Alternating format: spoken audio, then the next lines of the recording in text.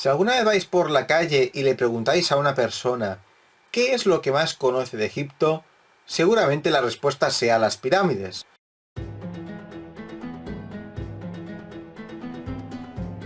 Y no es para menos. Las pirámides de Giza, sobre todo, aunque las pirámides en general, son uno de los monumentos más importantes de la historia de la humanidad. Son unas auténticas obras de arquitectura de una gran calidad y de muchísimo trabajo. Esto hace que mucha gente se sienta atraído por ellas. Sin embargo, hay mucha gente que se pregunta cómo fueron construidas y además quién las construyó y cuándo se construyeron, porque sobre todo en el mundo de internet hay un montón de teorías y muchas de ellas pues evidentemente no son justificables y no están bien documentadas. En este vídeo vamos a intentar dar un poco de luz a lo que es la construcción de las pirámides, pero más que al proceso de construcción como tal, sino más allá de eso, sino lo que rodea la construcción de una pirámide, es decir, qué se moviliza, por qué se construyen, dónde se construyen y cuándo se construyen. Vamos a intentar razonar esos términos en este vídeo. Además, anunciar que va a ser el primero de varios vídeos, que van a ser en total 3, relacionados con este mundo de las pirámides. El primer vídeo ya hemos comentado que va a ser este, el segundo va a consistir en qué se construía antes de las pirámides de Giza, es decir, desde las primeras tumbas dinásticas hasta las pirámides como tal, llegando hasta Giza. Y el tercer vídeo será sobre qué sucede después, por qué las pirámides no tienen esa calidad, en qué se centran los faraones, por qué se construyen ese tipo de pirámides y cómo llega el final de esta etapa de pirámides. Eso ya lo iremos comentando en los otros vídeos. Espero que os vayáis introduciendo un poco en el tema. Como siempre, en la filosofía de este canal es que tengáis un poco de información de dónde sacamos las cosas, porque evidentemente en internet muchos problemas que hay es sobre el tema de los bulos, y puede ser tanto en política, en historia y en muchas otras ramas. Entonces en la descripción vais a tener una bibliografía de los libros o artículos, lo que sea, que hemos consultado para este vídeo. Así que bueno, pues espero que lo disfrutéis mucho, que os guste, y sin más dilación, pues comenzamos. Hoy en Proyecto Historia, las pirámides.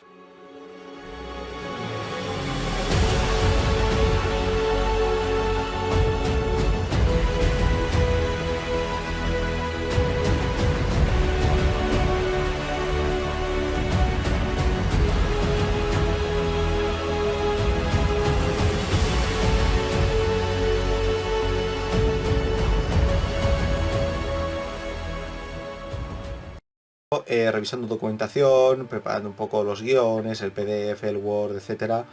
Nos enteramos del fallecimiento de un egiptólogo bastante famoso llamado Rainer Stadelmann, que de hecho pues parte del trabajo que estamos haciendo para estos 3 vídeos, pues parte de las consultas las hicimos a obras suyas, por lo que en parte pues es un poco triste, ¿no? Pues que estés consultando fuentes de un historiador y te enteres de que bueno, pues ha fallecido. Y bueno, pues aquí os traigo de dónde habíamos sacado su información, de este libro del cual él es participante. Es Egipto, el mundo de los faraones, el cual pues recomiendo bastante porque es bastante introductorio para lo que es la egiptología, y está en la bibliografía que tenéis en la descripción, por supuestísimo. Pero nada, pues desde aquí mandar nuestro más sentido pésame a los familiares, a amigos, a gente que lo haya conocido y trabajado con él, que mucho agradecimiento al propio historiador por su aportación, profesor de la Universidad de Múnich, un gran conocedor del mundo de las pirámides. Bueno, que descanse en paz, y muchas gracias por las aportaciones y por todo lo que ha dado por esta rama de la historia. Bueno, ya entrando en materia, vamos a empezar por cuándo se construye la pirámide. Tenemos una etapa cronológica, que sobre todo es el Reino Antiguo, que lo tenéis aquí abajo. El Reino Antiguo es sobre todo la época principal de las pirámides, lo conocemos como la era de las pirámides, de hecho. Y es la época en la que más se van a construir y en la que más van a destacar, además de que ahí están las pirámides de Giza y también la pirámide escalonada de Zoser. Pero quizás la pregunta más apropiada es ¿cuándo se empieza a construir una pirámide? Es decir, ¿en qué momento del reinado el faraón plantea la construcción de la pirámide? Y la respuesta es sencilla, es nada más empieza a gobernar.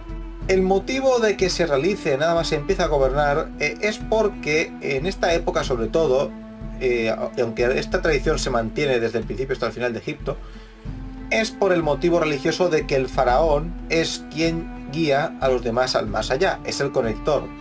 Entonces, es decir, los súbditos solamente van a ir al más allá si el faraón va, por lo tanto es imprescindible que la tumba se termine lo antes posible para que si el faraón muere pues pueda ser enterrado en condiciones y sus súbditos algún día puedan viajar al más allá. Esto ya no sucederá en el Reino Nuevo ni en el Medio, y sobre todo en el Reino Nuevo, porque ya la gente puede viajar al más allá por sí misma, superando unos obstáculos, digamos, que el más allá propone. Pero en esta época dependías del faraón, por tanto aún era más importante la construcción de la tumba lo antes posible. Y la pirámide, como veremos, se tarda mucho en construir, por lo que cuanto antes empiece, pues mejor para todos. Luego hay que comentar que la pirámide también es un símbolo religioso. La pirámide está levantada como una escalera hacia el cielo, es decir, esa pirámide escalonada del principio era como una escalera hacia el cielo, que luego se hace de caras lisas, como vemos en Giza, y que simboliza el viaje hacia el cielo que hace el faraón, en concreto hacia las estrellas imperecederas, que son las estrellas circumpolares, es decir, que están muy cerca del polo norte y nunca se ocultan bajo el horizonte. Y además también simbólicamente puede representar la colina primordial, que en la mitología egipcia es esa colina que emerge de las aguas del Nun, ese océano vacío, oscuro, que había antes de la creación del universo, y que esa colina primordial es donde, digamos, empieza todo. Luego ya dependiendo de la mitología de cada ciudad, pues puede haber un dios creador u otro, que en este momento las pirámides están influenciadas por el clero de Heliópolis, el clero del culto solar, es decir, al dios Ra. Una vez ya el faraón llega al trono, tiene que planificar la construcción de la pirámide. Para ello contará con el apoyo de su visir, que en un futuro será el supervisor de todas las obras del rey, es decir, el arquitecto principal, y también pues de otros arquitectos expertos y también de sacerdotes, porque recordemos que el faraón se tiene que enterrar en recinto sagrado, y esto lo determinan los sacerdotes, y en eso pues ayudan. Una vez conseguido un emplazamiento sagrado, los arquitectos deben decir dentro de ese recinto pues un lugar que sea óptimo para la edificación del monumento. Recordemos que tiene que ser un lugar llano, sobre todo si hace falta allanarlo un poquito, pues se allana. También hay que ponerlo en un sitio que sea cercano al Nilo, porque el Nilo, recordemos, que es el gran medio de transporte de los egipcios, moverse por barca por el Nilo, y por tanto si vas a tener un montón de gente trabajando allí, lo normal es que tengas algún lugar para abastecerles, es decir, algún lugar por donde se traslade bien la comida, es decir, el Nilo, que los barcos puedan llegar rápido y un abastecimiento bien para las herramientas, comida, etc. También se busca sobre todo algún lugar que tenga una cantera cercana, o incluso un lugar donde haya mismo una cantera, como es el caso de Giza, que prácticamente allí había una cantera de rocas y se empleó para la roca caliza de las pirámides. Evidentemente no todo, porque también había que sacarse granito, que se extraía de Asuán, o la piedra caliza blanca, que era la que se hacía para el recubrimiento, que se sacaba de Tura, pero Tura realmente estaba si no me equivoco, eran a 3 jornadas de Giza, por lo que estaba relativamente cerca. Una vez ya elegido el emplazamiento, también se miraron una última cosa que comentaremos ahora luego, o sea, este dato tenerlo en cuenta. También se buscaba a veces que dentro de una llanura hubiera como una especie de pequeño montículo de piedra, y ahora explicaremos el motivo, ¿vale? Pero se buscaba para ayudar a la construcción de la pirámide, ahora lo explicaremos un poquito. Y ya una vez escogido el emplazamiento y todas estas cosas que hemos ido comentando, por último se buscaba, digamos, la forma de alineamiento astronómico, es decir, que la pirámide estuviera bien alineada. Había un equipo de astrónomos que se encargaban de la preparación del terreno y también de las mediciones para que la pirámide fuera lo mejor construida y lo mejor alineada para sus funciones religiosas y astronómicas. Ya una vez terminado todo esto, se empezaba con los preparativos de construcción, es decir, primero la designación de los capataces, de los grandes supervisores, por ejemplo el visir, que es el gran supervisor, y también pues la búsqueda de obreros cualificados y artesanos también cualificados para la preparación también de cocineros y de médicos también para mantener a los trabajadores, porque recordemos, y esto es un mito, uno de los grandes mitos que todavía no nos hemos conseguido quitar de las pirámides, es que no, la pirámide no se construyó con esclavos, sino que se construyó con obreros cualificados. y que estos obreros muchas veces pues, podían sufrir lesiones y por eso tienen un gran equipo de médicos para poder sanarlos lo antes posible. Incluso se habla de, no se habla, sino que se halló en una tumba de obreros, se halló un cuerpo de un obrero que había sido operado de un tumor cerebral. Le habían hecho una cirugía craneal y habían conseguido que sobreviviera 2 años, lo cual para la época pues está muy bien y demuestra una gran pericia por parte de los médicos egipcios. Y luego, más allá de los artesanos y los obreros cualificados, también había que conseguir mano de obra no excesivamente cualificada, pero que pudiera trabajar allí. Cuanta más gente, por supuesto, mejor. Nos cogemos a 2 cifras. Según Zahi Hawass en su libro Las montañas de los faraones, que tenéis en la descripción, alrededor de unos 20.000 obreros trabajaron en la gran pirámide de Keops. Otras cifras, como la de José Miguel Parra, bajarían esa cifra de 17.000 o incluso 15.000 a lo mínimo, aunque también podría variar dependiendo de qué pirámide estemos hablando. Recuerdo que hay pirámides más grandes y más pequeñas, y por eso también requiere más gente o menos gente y mayor o menor tiempo de construcción. Lo que implica es que más o menos, pues si ponemos la cifra de 17.000, que es una cifra posiblemente la más aceptable, habrá que ver también las últimas cifras que aportarían Lehner y Hawass en su último libro, que lo tenemos que consultar en un futuro, y si encontramos actualizaciones, pues actualizaremos el vídeo. Y sería 17.000 obreros, 17.000 trabajadores de 1.600.000 personas que trabajan en Egipto, o sea, que viven en Egipto. Pero cuidado, porque que vivan trabajen 17.000 no implica que haya más gente involucrada en el trabajo. José Miguel Parra, en su libro La vida cotidiana en el Antiguo Egipto, menciona que de esos 17.000, 5.000 de estos trabajaban directamente en la pirámide, es decir, se dedicaban íntegramente a la pirámide. El resto pues se podían dedicar a los demás templos funerarios del complejo.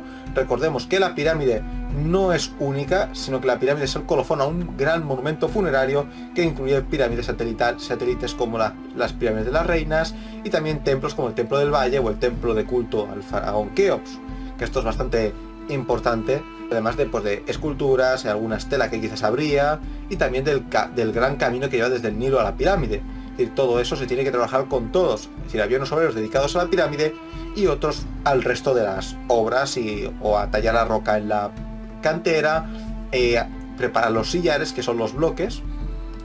Un sillar es una especie de bloque que está trabajado por todos los lados, que es el que vemos en la pirámide de Giza y bueno, en cualquier otra pirámide, etcétera, etcétera. Y aquí es a lo que venimos, a la implicación estatal. Prácticamente todas las familias de Egipto se implicaron en la construcción de la pirámide, ya sea enviando a uno de sus hijos a trabajar. Recordemos que prácticamente los campesinos que se envían a trabajar la pirámide no estuvieron todo el proceso de construcción, sino que pudieron haber estado una temporalidad y eso iría rotando. Pero además de eso, había una especie de donaciones o un cobro de impuestos en comida para llevarlos a la pirámide, y esto es muy sencillo el motivo, porque hay que alimentar a los trabajadores. Al no ser esclavos, tienen derechos y tienen un salario, que el salario se paga en comida y además de la alimentación diaria que necesitaban para poder trabajar. Recordemos encima que el consumo de carne de estos trabajadores pues era mucho mayor que el de cualquier otra persona de Egipto o de clase baja, ya no hablamos de la nobleza o de los altos funcionarios, porque necesitaban mucha proteína para poder hacer los trabajos forzosos y de gran fuerza y sobre todo muy agotadores que realizaban en su día a día. Además de que tenían días libres, un día libre a la semana más todas las festividades que fueran declaradas fiesta en Egipto, lo cual esto pues bueno, nos recuerda un poco a lo que somos hoy en día. Y ya para ir terminando un poco, pues hablaremos un poco del papiro de Merer, que nos explica un poco pues cómo se hacían las cosas. Y el papiro de Merer nos demuestra que Merer es un capataz de Keops, de los últimos años de Keops, que se dedicaba a supervisar el traslado de la roca de Tura. La roca caliza de Tura era la roca blanca que recubría la pirámide, por lo tanto cuando ya estaban trasladando esta hacia la construcción es porque estaban ya terminándola.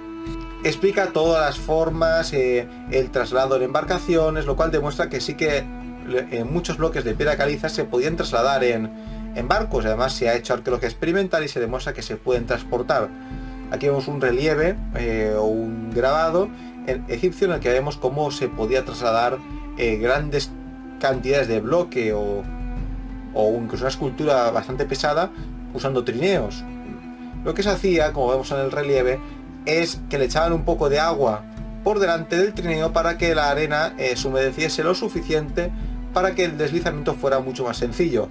Evidentemente esto requiere de mucho cuidado porque según algunas comprobaciones, si te pasabas de agua, esa ventaja se desaparecía, incluso era más difícil trasladarlo, lo cual demuestra una gran técnica por parte de los egipcios a la hora de trasladar los bloques. Hay gente que duda mucho de estas teorías, pero realmente esta hoy en día es la más aceptada. Antes de acabar, porque se me había olvidado, perdonad, no voy a explicar aún, el tema de los montículos. Cuando se añadían en un sitio llano, pero con un montículo de piedra, es por un motivo muy simple. Es que la pirámide hace así. La base, como podéis comprobar, la base es más gruesa que la parte superior. Eso implicaba más trabajo y más bloques para poder construir ese trozo. Por eso, muchas veces, incluyendo la pirámide de Keops, que es uno de los casos, se buscaba un pequeño montículo de piedra, o bueno, un montículo de roca, para que hiciera de parte de la construcción de la pirámide. Es decir, que lo que ocupase ese montículo no se tuviera que trabajar, lo cual pues acortaba un poco el tiempo de construcción. Y en algunos casos llegaba a ser un gran porcentaje de la pirámide, como fue el caso de la pirámide de Djedefra, uno de los hijos de Keops, que está enterrado en una pirámide en Abu Rawas, que el montículo de piedra encontrado constituía el 40% de la pirámide. Por lo tanto, eso permitió prácticamente acortar bastante su construcción, y no era una pirámide precisamente pequeña. Y eso era pues el último detalle que faltaba por explicar. Así que bueno, muchísimas gracias por haber visto este vídeo. Espero que os haya gustado la idea de explicarlo de esta forma pues más periférica. Os prometo que más adelante hablaremos un poco de los mitos sobre por qué las construyeron así, y si fueron los egipcios, si no extraterrestres. Entraremos un poco más en esos mitos y detalles, os lo prometo, pero más adelante. Próximamente, espero que en poco más de una semana esté colgado el vídeo número 2 de esta serie de 3, de lo que había antes. Así que bueno, muchísimas gracias por haber visto este vídeo. Si os ha gustado, pues os invito a que os suscribáis al canal para que no os perdáis ningún detalle. También os invito a que apoyéis en Patreon al proyecto, porque este proyecto pues necesita un poquito de financiación. Si alguien puede hacer alguna aportación, pues vendría genial. Os prometo que poco a poco pues iremos evolucionando y mejorando nuestra calidad de vídeos, y por supuesto intentaremos que tenga una cierta regularidad. Así que bueno, gracias de verdad. Esperemos que pues eso, que el canal vaya mejorando. Y nada, pues muchísimas gracias por haber visto este vídeo y nos vemos en el próximo. Hasta la próxima.